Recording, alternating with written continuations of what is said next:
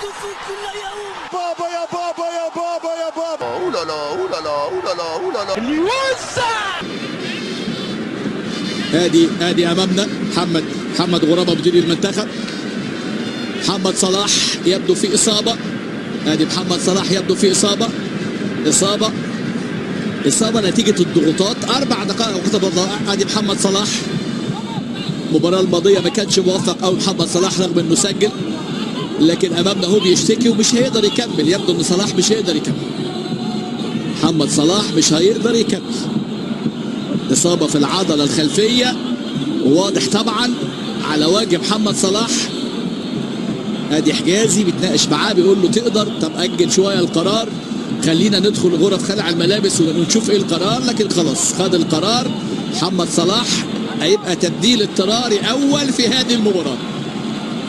من هو البديل؟ هل هو تريزيجيه؟ هل هو زيزو؟ هل هو مصطفى فتحي؟ هنا القرار عند روي فيتوريا. محمد صلاح ادي حوار مع النني، خلاص سلم الشارع لاحمد حجازي. احمد حجازي من 2010 امام سيراليون، نفس المباراه تقريبا الاثنين كانوا فيها، والعناق امامنا هو